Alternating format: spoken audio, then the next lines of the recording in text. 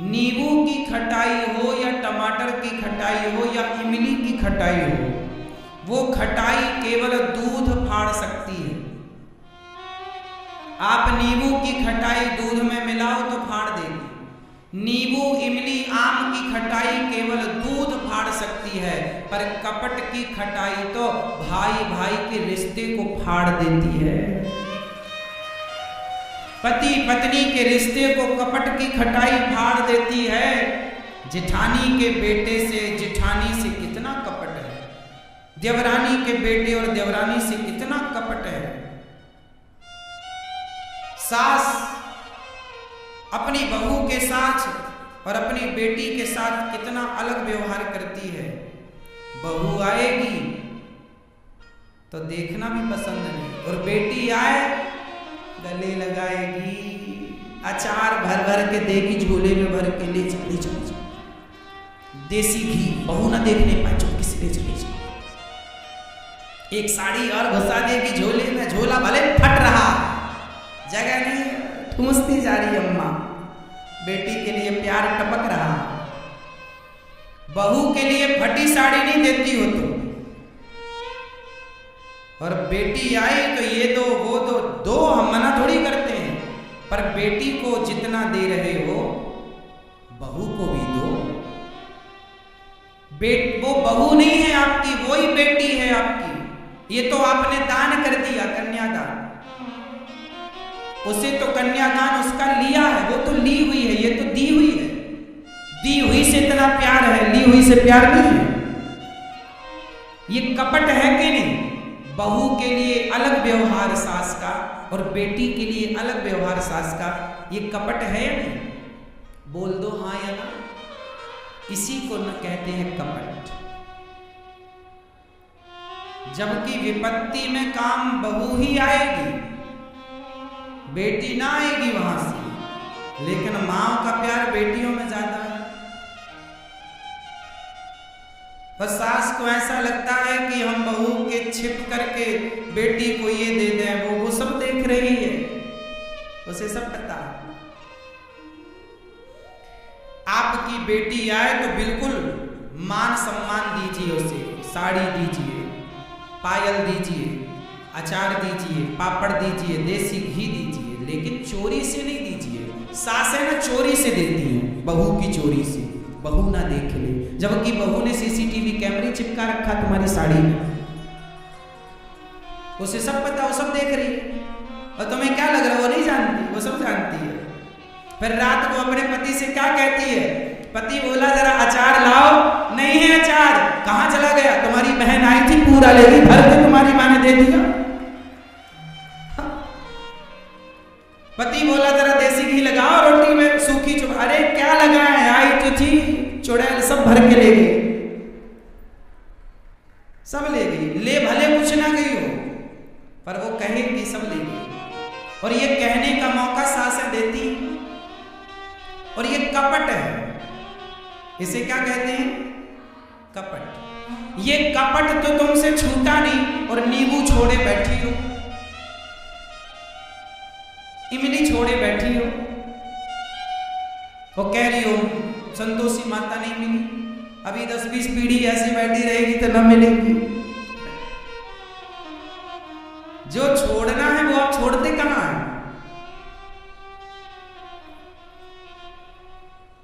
है ना मेरी मां?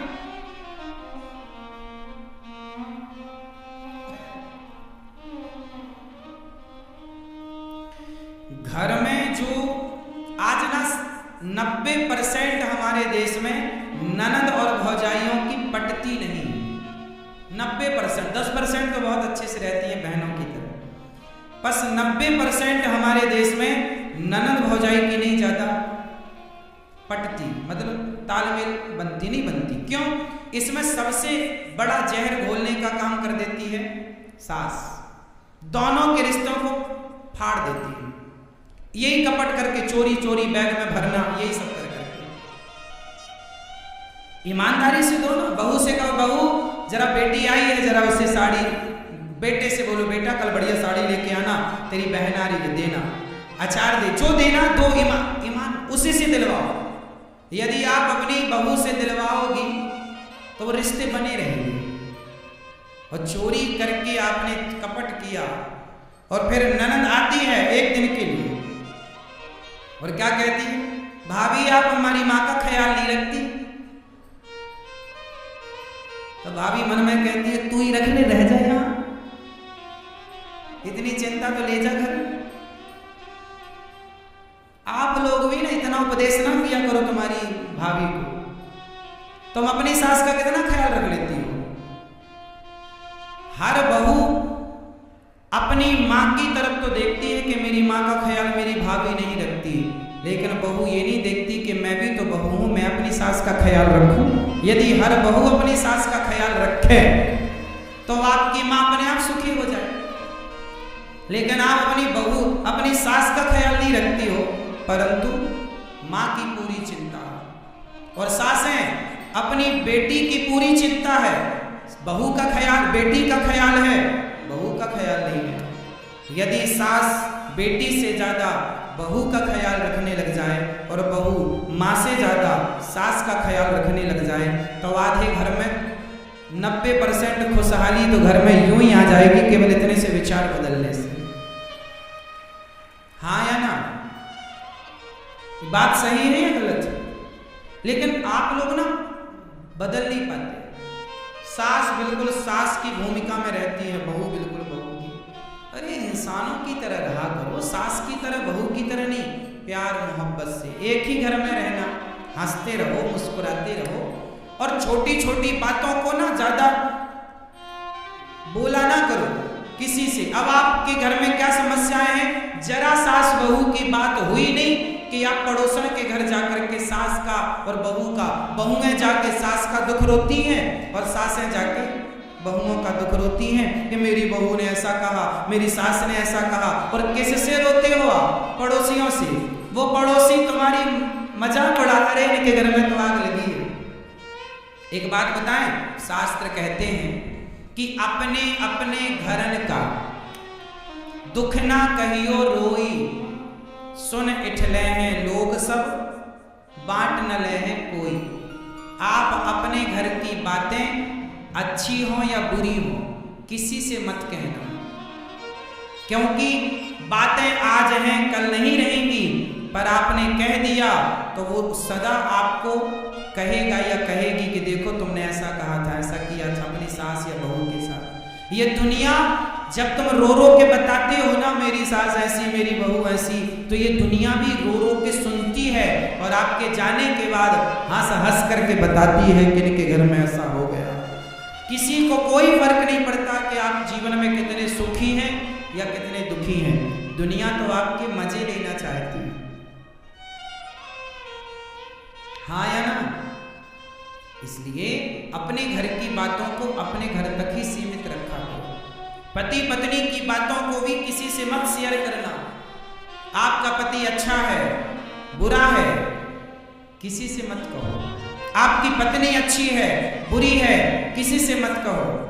किसी से कहोगे तो जमाना आपका मजाक उड़ाएगा, आपकी उस बात को मजाक बनाएगी दुनिया। इसलिए अपनी बातें अपने तक रखो। ये बात सास को भी समझनी है कि आप किसी से घर की बातें ना कहें, और बहू को भी समझनी है कि आप किसी से किसी की बातें ना कहें। एक छोटा सा मैं दृष्टिकोण दे सकता हूं आपको, और वो दृष्टिकोण क्या है? ये है, आज से जितनी सास मेरी बात सुन रही हैं, आज मैं एक सूत्र दे रहा हूं, मंत्र दे रहा हूं, इस मंत्र को जपोगी ना तो कभी आपके घर में झगड़ा नहीं होगा। और वो मंत्र क्या है? कहीं भी जाओ तो अपनी बहुओं की खूब तारीफ करो। कहीं भी जाओ तो अपनी बहू की खूब तारीफ करो कि मेरी बहू बहुत अच्छी है, औरों से बहुत बढ़िया है, बहुत ख्याल रखती है। और जहां बहू हो, परिवार में रिश्तेदार कहीं भी जाओ, क्या होता है परिवार में कुछ लोग आपकी सुन करके और उनको उल्टा बता देते हैं। कहीं भी जाओ तो बहू की तारीफ करो तो लोग बाद में क्या कहेंगे? आपके पीठ पीछे आपकी बहू से सुनो आपकी सास आई थी, बड़ी तारीफ कर रही थी। यदि आपकी बहू आपकी सेवा नहीं करती, आपको रोटी नहीं देती, माना कि, और आप फिर भी कहें कि मेरी बहू बहुत अच्छी है, बहुत सेवा करती है, और फिर जमाना जब कहेगा बहू से कि तेरी सास तो तेरी बहुत तारीफ करती है, तो जब वो ये सुनेगी कि मैं तो रोटी भी नहीं देती और मेरी सास मुझे अच्छा कह रही है, तो इस भाव से अपने आप उसका हृदय परिवर्तन हो जाएगा कि देखो मैं तो इसके साथ क्या कर रही हूँ और ये मेरे साथ क्या कर रही है। और आप उल्टा करते हैं, बहू रोटी देती भी होगी तो आप क्या कहते हो, नहीं हमारी बहू तो ठीक से बात भी नहीं करती, रोटी भी नहीं देती, ऐसे थाली पटक के चली जाती है। कभी बहू थाली रख रही थी और साड़ी फंस गई और थाली गिर गई, तो सास को क्या लगा, पटक के चली गई। वो रखी थी और वो अब सारी जिंदगी यही कहेगी हमारी बहू तो पटक के चली जाती है थाली ऐसे। किसी के दोष क्यों देखना, किसी के गुण क्यों नहीं देखना। रिश्तों को जब रहना आपको इन्हीं के संग है तो रोते क्यों रहो, हंसते रहो ना, प्रसन्न रहो ना, खुश रहो ना। खुशहाली कहां से आएगी? आप एक घर में 4 लोग रहते हैं, चलो एक सवाल पूछ रहा हूं, जरा उत्तर दो। 4 गाय हैं और चारों दिशाओं में गायों ने मुंह कर रखा है। एक गाय ने पूर्व दिशा में मुंह, एक ने पश्चिम में, एक ने उत्तर में, एक ने दक्षिण में, और बीच में घास रखी है। अब बताओ कैसे खाएंगे? बीच में घास रखी है और एक गाय ने पूरब की तरफ मुंह, एक ने पश्चिम, एक ने उत्तर, एक ने दक्षिण में कर रखा। आप बताओ कैसे खाएंगे? आप बताओ। एक गाय का मुंह, हाँ बिल्कुल ठीक कहा आपने, एक गाय का मुंह पूरब इस तरफ, एक गाय का मुंह इस तरफ, तो दोनों का मुंह बिल्कुल सामने हो गया। एक गाय का मुंह इस तरफ, एक गाय का मुंह इस तरफ, और बीच में घास रखी, खा रहे हैं आराम से। क्या हो रहा है? बिल्कुल सिंपल है। 4 गाय हैं और चारों दिशाओं में मुंह है। भाई आमने सामने मुंह ना हो जाएगा, ये पूरब ये पश्चिम, तो ये सामने मुंह हो गया, ये मुंह यहाँ, एक दक्षिण एक उत्तर, ये मुंह, चारों का मुंह जाके एक जगह हो जाएगा और एक जगह घास रखी, खाएंगे चारों एक साथ। यही आपके घर में हो रहा है। आपके घर में भी 4 लोग हैं और चारों का मुंह चारों दिशाओं में है। एक रसोई में रोटी बन रही है, खाना एक साथ है लेकिन अलग अलग। इसलिए हम क्या कह रहे हैं, समझो कि आप लोगों का चारों दिशाओं में मुंह है ही, तो चारों दिशाओं में मुंह 2 प्रकार से हो सकता है। गाय चारों दिशाओं में मुंह कर सकती है। एक तो ये उपाय है कि एक दूसरे के सामने मुंह करें ऐसे ऐसे, और एक ये भी उपाय है कि एक इस तरह मुंह करके खड़ी हो जाए तो पूंछ हो जाएगी पीछे, घास की तरफ पूंछ हो जाएगी गाय की, तो चारों की पूंछ एक जगह हो जाएगी। या तो चारों की पूंछ एक जगह हो जाएगी या तो चारों का मुंह एक जगह हो जाएगा, तो दोनों सही है। दोनों में चारों दिशाओं में मुंह है, हाँ या ना? अब आपको देखना है कि आपको भी चारों दिशाओं में तो मुंह है, पर कैसे मुंह करना है। अब जैसे आप पति और पत्नी खड़े हैं, एक दूसरे की पीठ से चिपक कर खड़े हो जाएं तो आपका 2 दिशाओं में मुंह हो जाएगा, और एक दूसरे के सामने, मुंह के सामने बिल्कुल आमने सामने खड़े हो जाएंगे तो भी 2 दिशाएं हैं, हाँ या ना? पति पत्नी जैसे देखो, आप मेरे सामने बैठे हैं तो आपका उत्तर दिशा की तरफ मुंह है और मेरा इस दिशा के सामने की दिशा की तरफ मुंह है। एक तो ये हो गया। एक ऐसा भी हो सकता है कि आप पलट के बैठ जाएं, मैं आप पलट के बैठ जाऊं, तो मैं इस तरफ देखने लग जाऊंगा, आप उस तरफ देख, दिशाएं 2 ही रहेंगी। अब आपको ये निर्णय लेना है कि पति पत्नी तुम एक दूसरे को पीठ दिखा के रहना चाहते हो या एक दूसरे के मुंह के सामने, आंखों के सामने रहना चाहते हो। ये निर्णय आपको लेना है। सास बहू तुम 2 हो, एक दूसरे को पीठ दिखा के रहना है या एक दूसरों की शकल देखते हुए, सूरत देखते हुए एक दूसरे के मुंह के साथ मुंह करके रहने में खुशी मिल रही है। आपको निर्णय लेना है। यदि लड़ोगे झगड़ोगे तो पीठ वाली बात हो जाती है, एक दूसरे को पीठ दिखा गए। और प्रेम होता है तो आदमी एक दूसरे की तरफ मुंह करता है। एक दूसरे की तरफ पीठ तभी करता है जब खटास हो। क्या हो? क्या हो भैया? खटास। तो संतोषी माता के व्रत में क्या छोड़ेंगे आप लोग? खटाई। कौन सी? टमाटर, नींबू, इमली, आम, दही, छाछ, ये तो सब छोड़े बैठे हो। कपट।